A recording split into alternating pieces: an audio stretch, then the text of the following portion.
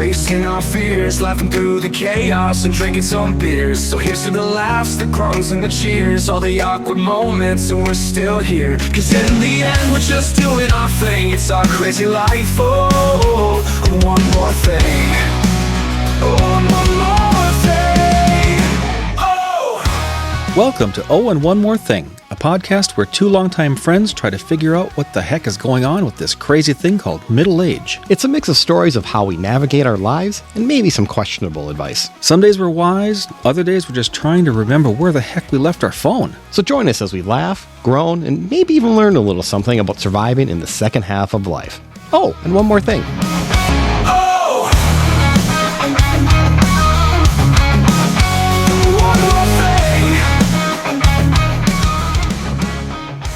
Hey, I'm Rob. Welcome to Oh and One More Thing.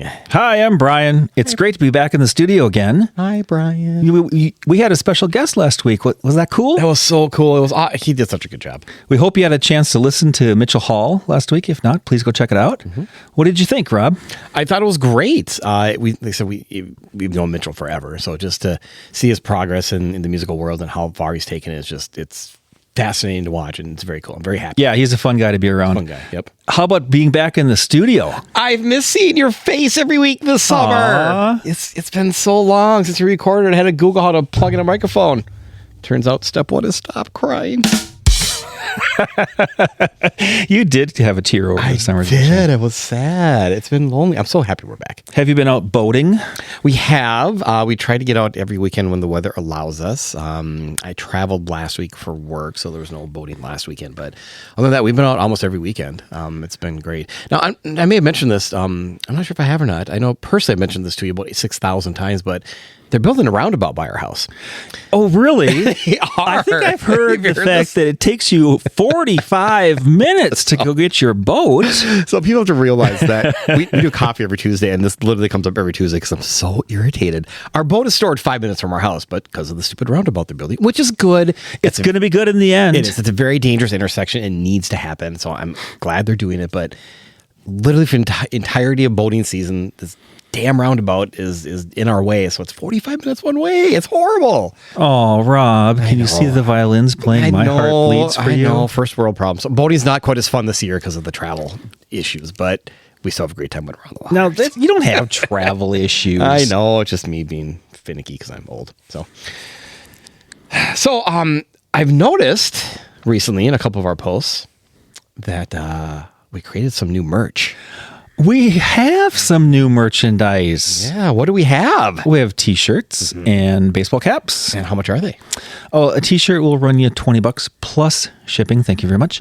And $15 for a cap. Yes, they're very lovely. They're very stylish. Everybody is wearing them, or at least the few people that we've given them out to. So my wife is wearing it. My wife's wearing hers too. I know. Look at the promotion. I know, it's great. And I wore my hat out in public, and somebody asked me what that was all about. I got to talk about it. You did? I did. It was so because I wore my shirt to the grocery store, and the checkout person asked me about it, and I'm like, get out. It was really cool. Oh, that's awesome. So it's actually working. Yeah, that's cool. I love it. Love it. So if you'd like some merch, shoot us an email at onemoreThingPod@gmail.com, and we will hook you up. And for all you personal friends, just call us. Yeah, just let us know.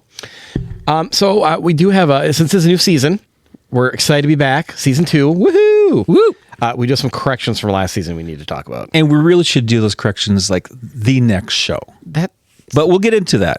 That sounds like work. But here's the problem. See, we behind the scenes little info here. We do record a couple weeks before we actually put the episode out. You're giving away the secret sauce. I know, right? But shocker, we're not doing this live. So, because you know how many times we messed up? A lot. I don't think they'd want to listen to that. Oh, so we don't hear from people till a couple weeks later. So the last two came in at our last two episodes. So that's why we're doing it now. We need a fact checker. So episode 13, making middle life more fun. I messed up on that. This was you. Totally messed up. Okay, so what we were talking about, what was the movie? Was My Fair Lady. Yes. And it wasn't Katharine Hepburn. It's Audrey Hepburn. Yes, there's a little bit of an age difference there. Yeah. And let's just point out that Rob's mom corrected me. Yeah, she did. And she was very happy to do that. So thank you, Marianne. Yes. And then also in episode 12, Where's My Hammer with Jeff Hoxie. This one we actually heard from Jeff's wife. I know, this was actually really funny. So in the episode, if you remember, we were talking about, Jeff, have you ever found anything weird in a house? He's like, no, not really. his wife texts us and it's like, my husband's a big fat liar. Because when they moved into their house, so they bought a house that was previously lived in, so they were going through and they're remodeling it, and they ripped open some walls, and they found some videos. And not the kind that we should talk about. No. But as any normal person, you'd be curious, and you'd be, I wonder what's on these videos. And of course, they popped them in, and brown chicken, brown cow, they probably shouldn't be watching that. Yeah, we'd have to have explicit on this podcast if we talk about that. Yeah, so shame on you, Jeff. You lied. But we're excited to jump into this episode after that short summer break. But today's hot topic, it hits home for us. It's all about the way things have changed over the years. From gadgets we used to use, the way back, how we communicated. It's wild to think about the difference of life then and now in the way we grew up. Yeah, and what's funny, and being as we are middle age, it doesn't seem like that long ago, but It doesn't. It seems like just yesterday. yeah, but we're like in our 50s, pushing 60, and it's holy cow, that was a long time. I said pushing, Who's pushing 60? not me. Not me. No. Yeah, but you know that everything we do or are dependent on today is so different, and everything we thought was normal and high tech back then has changed so much. So let's talk about it. This idea was provided by one of our avid listeners, Manny, who emailed us at onemoreThingPod@gmail.com. Oh, nice plug. Right.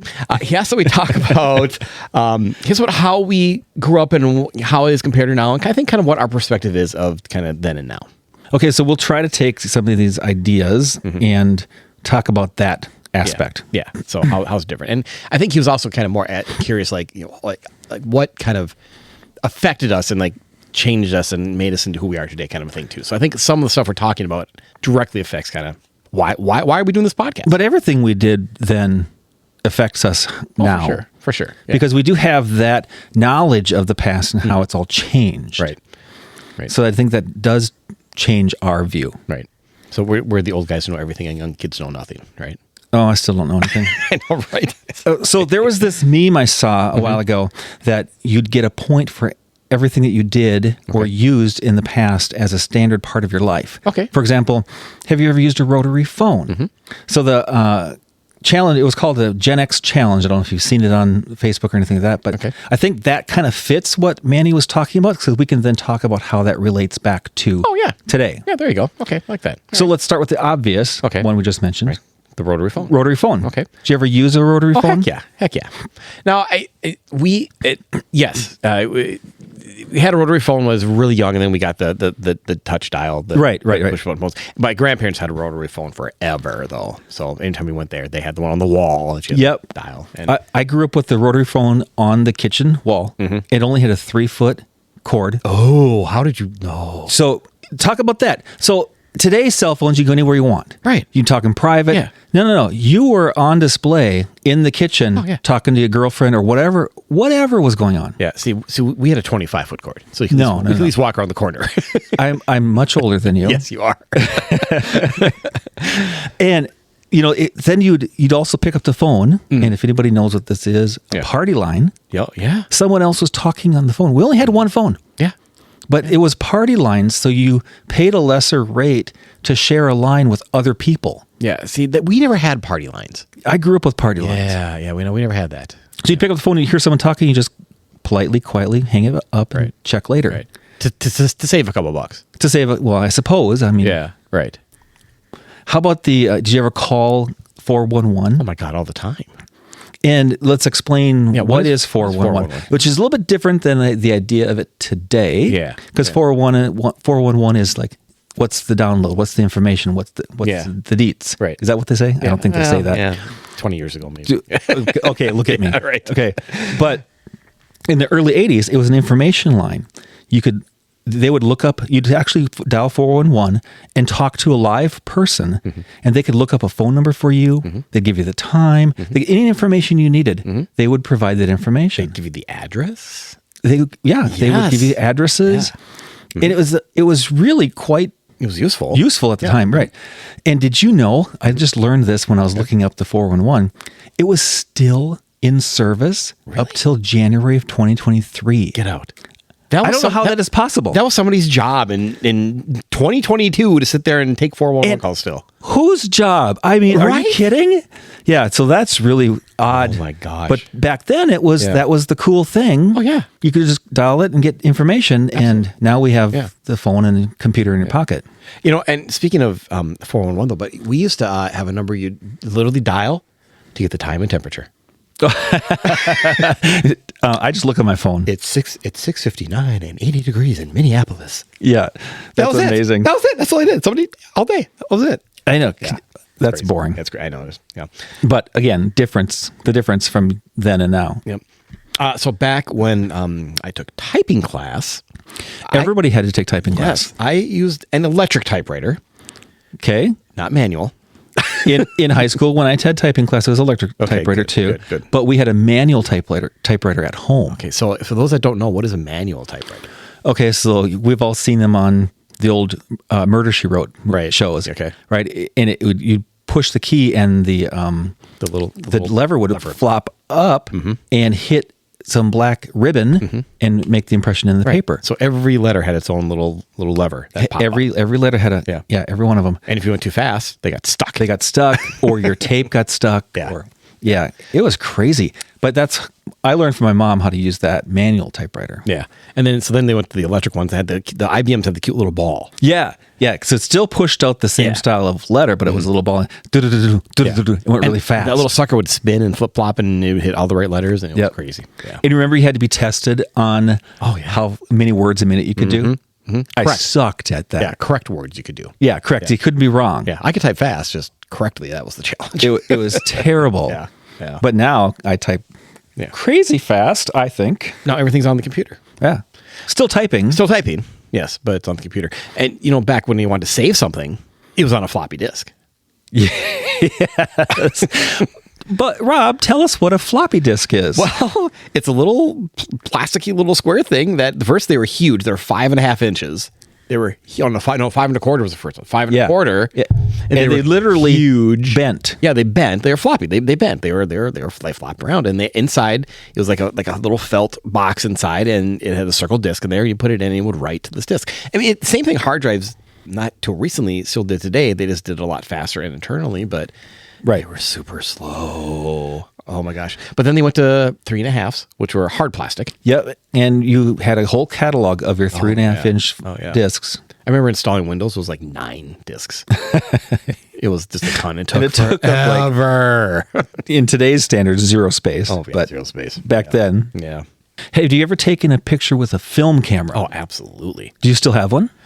Do I have the camera? No, but if you want to go in my storage room over here, I have a box full of pictures from my youth. Oh, I still have all the pictures, and I still have my film camera. Oh, you do? I actually took it out of the bag just recently to look at it again. Yeah. And inside that bag is a roll of film. Oh my God, it can't be good. I don't know.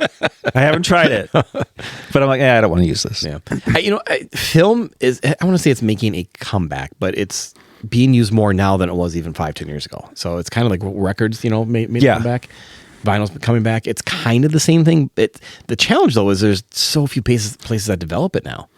Right. You can't go just down the street and have it developed. You have to send it somewhere. You can't drop to it a lab. Can't drop it off at Walgreens or Target like you used to. And then there's compare that to today where our phones have thousands and thousands of pictures on them. Mm-hmm. Your thousands of pictures are sitting in a box in the storage room. Yes, they are.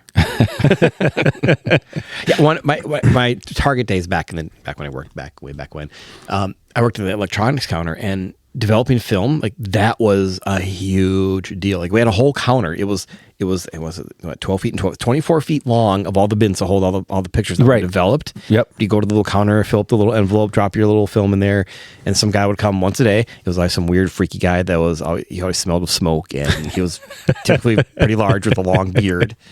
And he would come in this huge bag, and he'd dump them in, and then we'd have to sort them all out alphabetically, and then he'd fill the bag up and take them with him. And all of us artsy people who developed film were kind of that way. Well, yeah, but you didn't carry like 8,000. In high school, I did that. Did you really? So I was photography in high school, and I would go in the darkroom and develop the film for the yearbook. Oh, nice. Yeah, it was really cool. Yeah, that's cool. I'm sure. I think we mentioned this earlier. You never played a lot of video games as a kid, did you? I did not play a lot of video games. Okay. It just wasn't something that my mother thought was appropriate. Okay. Did you play Pong? I did play Pong. Okay. I was at someone else's house. Sure. So And- what is Pong? What is Pong? Yeah. It's a very slow game of a little ball bouncing between two paddles. Right. That Yeah. is it. That's it. And so that was just like so cool at the time. Yeah. Now, of course, there's any video game you want at the touch of a finger. And it's Yeah. crazy the difference Right. in that, just in technology, how it developed. Yeah. I remember same thing. I never had it. Friends had it. And I remember the control paddle was a little dial paddle. And the faster Yeah, you you had faster to spun it, turn the faster little your bar went paddle up and down. to go up Yeah. and down. That's just like the game Breakout. Yeah, same idea. That's exactly what it is. Yeah. I thought that was just the coolest thing ever. And then you played it for 5 minutes, like, okay, I'm done. Yeah. So before we go on, let's hear a little bit from our favorite sponsor, Spring Green. Yes, let's do that.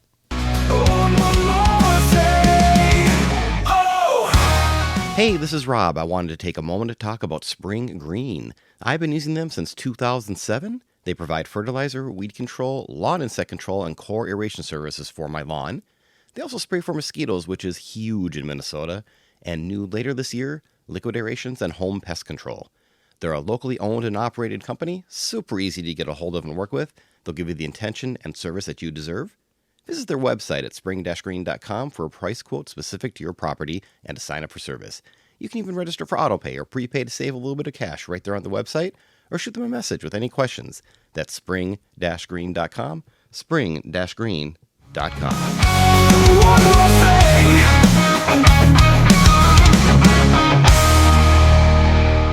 Good old Spring Green. I want to give a shout out to all my Spring Green peeps. We had a national conference this last week, and I talked to lots of them. They're all listeners now. I'm so excited to have new listeners. All of them are listeners. All of them are. At least that's what they told me to my face. Hi, all Spring Green listeners. We like you. Welcome to the podcast. So I bet you used to listen to music on cassette tape back in the day.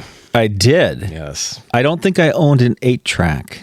My brother did. Yeah, I didn't own But one. Oh, well, you know what? cassettes for sure. I did. I distinctly remember the one 8-track that I had.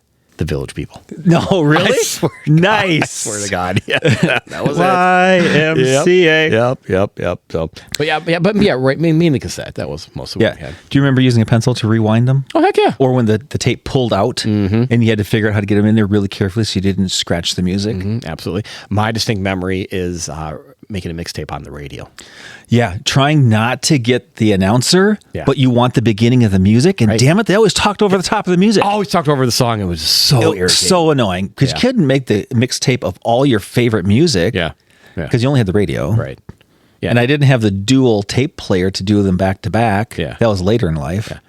So at this point, we need a young person to ask this question too. I wish my kids were here, because back when I was teenager-ish, well, kids are older than that, but teenager-ish years, if you kind of liked a girl, you'd make her a mixtape. Oh, Rob. Do the kids nowadays do playlists? They make a love playlist. Do they? I don't know. Is that a thing? I don't know. So I'm asking. We'll have to let's ask that question, shall we? Yeah. Somebody email us. Yes. Let us know. Is that the thing today to make a playlist Right. for the girl or boy that you like? Right. That's got to be a thing, right? I mean, that's generational. It has to be. I would imagine. I would imagine this too. Yeah. Did you have a Walkman? Oh God, yeah. Who didn't have a Walkman? I know. It was amazing. Yeah. I also had a Discman. But so the Walkman came first, Yes. right? Mhm. And that played your cassettes. Yep. And you had the little foam headphones that went over the top of your head, not the earbuds. Right. And then after that came the Discman, Yes. which played the CDs. Right. Which always skipped. It never worked. I mean, Well, because the whole vibration idea, Yeah. it didn't calibrate as well as what life is like today. Right. And then if you were trying to jog, which Yeah. I didn't Yeah, jog, right. Let's jog. or do any sort of movement, it could skip. Right. And of course, your entire collection was filled from Columbia House. I know. I loved Columbia And House. so did I. Oh my gosh, it was the worst. So did you order Columbia House then? Oh, all the time. Yeah. Yeah. I So mean, you it was get your the worst. like 10 or 12 free cassettes. Yes. And then the hook. The hook. What was the hook? Oh, you got to buy like 8 more at regular gotta buy price 8 or more at whatever it regular is. price. And of course, the regular price was like 3 times what you could pay for them in retail. So if you do the math, you weren't making out any better. But you thought you were. You thought because they're going to give me 8 for free or for a penny or whatever the heck it was. And when they came into mail and you got all your 8 or 10 or 12 or whatever it was, you were in heaven because you played those suckers back to back. Oh, absolutely you did. Yeah, nonstop. But yeah, it was always painful. You had like 2 years to buy the rest of them you had to buy. Yeah. It was kind of. And then right before it would run out, they'd hit you with another 12. Yes, they would. And you jump right back in because that was all new music 2 years later. Absolutely it was. Yeah. And today, I have cases of cassettes. Do you still have them? I still have them. Oh my gosh. They're in the basement, I think. I think we talked about this on a previous episode, right? Probably. I turned all my CDs into. Oh, yeah. Got an iPod. Yeah, we talked about that, right? Yeah. Yeah. You sent it away. Yeah. To have all of them put onto the iPod, and you trusted the mail system. I did. First of all, big mistake. Big mistake. But But it worked for you. But it worked. I got an iPod, and I don't have. I have the digital file still on a CD somewhere. Yeah. Because I have stacks of CDs. But my entire music collection is now on. It's not a CD where it's like it's a DVD or whatever. You know? Yeah. There's a lot more storage on it. Yeah. And they're all like on 1 or 2 of those on a shelf over here. So my 600 CDs are like on 2 DVDs now. But when we moved from cassettes to CDs, Oh, that was huge. did you do the same thing with Columbia House? Because they were Why doing wouldn't that. you? Yeah, I did. Of course. I probably have, I don't know, 300, 400 CDs at Yeah. home. Oh, yeah. Just stacked. And then you got to start replacing your cassette collection because it sounded so much better on Yeah. CD. And you're burning out your cassette from playing it so much. So you had Oh to yeah, replace it. I had What a scam. a Queen, Yeah. Best of Queen CD Yeah. or sorry, tape. Yeah. That when you played it would go because I played it so much. Mine was Beastie Boys License to Ill. I played that nonstop. I can see it. I can see it. Yeah. How about when we talk about fashion? Sure. I don't know how that relates to today, but did you ever pop your collar? What? You don't know what that is? Come on. I know what it is. I just never did it. Oh, No. you know, he had the cool polo shirt, Yeah, and you yeah, pop yeah. the collar up. You'd wear that to school. They're called with preppy. They're called preppies. We picked on those kids. Yeah, well, I was a preppy and an art student, so It fits. fit that. Yeah, right. And then your hair was big and feathered. Oh yeah. Oh yeah. Yeah, Yeah. Feathered. Feathered was big. big hair. Yeah. What about your jeans? You ever peg your jeans? Totally pegged my jeans. Never pegged my. I think about it. Never is not a strong word. I would roll them up, and then you would do the cuff right, and then roll it again. Yeah, You yeah. needed to stay I without- never pegged them. I would roll them. Roll them, yes. Yeah. Yes. Because there are a lot of people who would like pin them. Yeah. Get them to stay. I That never would be did the pegging. Yeah, I never did that. And I don't know how that comes back to, popular fashion today, which I think it might, because all those things repeat. You've seen bell bottoms come back. You've seen the 80s fashions come back. Right. So all that stuff comes back. That's funny because I was scarred as a young kid because, again, back to another story, I used to wear tough skins, which tormented me as a child. But they were always short, so where's the fun? Because your friends are so short, right? I got picked on relentlessly as a kid. So when I got old enough, I started buying longer jeans because of that. And then what the hell do? I roll them up. Like, it makes no sense. But they weren't short pants. No, they were long. I just had to roll them up because that's what we did. Right. Yeah. So watching movies now is so easy. You just So pick a easy movie. for the younger crowd. Yes. Now you get me, who has to try to stream it from multiple different services. Yes. I get so frustrated I give up. It's easier if you know what you want to watch and where it's at. Then you go right. Well, to right. it. Right. But if you like, I just want to watch a movie. Right. But you don't have any specific genre, and you're just Right. trying to look through the services. Oh, there's so much choice. It boggles my mind, and then I get freaked. I'm like, I'm done. Yeah. So it's kind of like going to the video store back in the day. Not yet, sort of. Sort of. Because you could walk up and down the aisles. Right. And browse. And browse. And browse. I don't know. It felt different. It was totally different because your selection was so much more limited. It was limited, but yet it was extensive for the space you were looking in. Yes. And I think there's something different about physically handling Yeah. the movie, the Yeah. VHS, or I would even dare to say Betamax. I don't know a lot of people who had a Betamax. We did not. Yeah, we didn't. Neither did we. VHS all the way. We had VHS. I still have a VHS So do player. we. So do we. It's buried in the house here. Yeah. I had to put my my TV tape. I still have it just for that. Well, we have to keep it because there is, I think, our wedding video Yeah. and some videos of our children. Yeah. We used to carry around that massive box big box. on our Yes. shoulder Yes. to videotape. Huge. Yeah, so we still have it. Probably keeping it for that reason. I don't know. I'm a hoarder. Yeah. You know, I was watching TV this weekend, and you know what? August 1st. What happened on August 1st? No, what? This was, now do the math. Math is hard. 44 years ago. Oh, no. August 1st, 1981. MTV went on the air for the first time ever. Really? Yes. And with the words spoken by one of MTV's creators, John Lack, ladies and gentlemen, rock and roll, as the spaceman, you know, on. Yep. Oh, God, it was so cool. Do you know what the name of the band that played the very first song on there? The first song, which was "Video Killed the Radio Star." I do, because I am a trivia aficionado. You are. The Buggles, one hit wonder. There you go. Yes, They were the yes. first one to play. That was probably one of the most asked trivia questions. Always, what was the first video ever played on MTV? It's constantly in the trivia rotation. So Okay. yeah. So put that to memory, people. The Buggles, Video Killed the Radio Star. Please note, when we get to our bar trivia podcast, I'm going to take that one out. Because seriously, I already wrote it. Spoiler alert! I know the answer. I'm taking it out. You don't get an option. Right? It's gone. God. And you know what? You wouldn't be able to watch MTV without cable television. I know. That was a big deal. Now, so when did you get cable? Oh, I don't know. You don't know? No. Do you actually remember when you got cable? I don't remember the date, but I remember. So again, our friends had cable forever, but we lived where we lived in Plymouth. Seemed like it took forever for us to get cable. Right? Okay. And I distinctly remember this. And my mom's going to be here next week. You can ask her the story. This is totally true. We finally get cable, and my dad and I are like super excited. Like, yeah, we're getting cable. We're getting HBO. We get to watch. We get MTV. We get ESPN. We're psyched.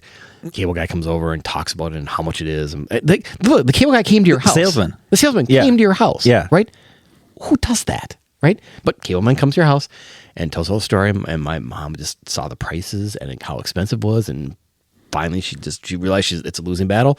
Took the checkbook, literally threw it at my dad, and stormed out of the room. But we had cable. We must have got it before 81 because I remember watching MTV. Oh, okay. Well, see, we got it after that. I think it was by 84, 85. Yeah. But yeah, it was we had it in 3 rooms, and oh my God. Yeah. So we had it. So I knew we had the extra channels. Yeah. But you didn't have a remote control for the TV. Who was the remote control?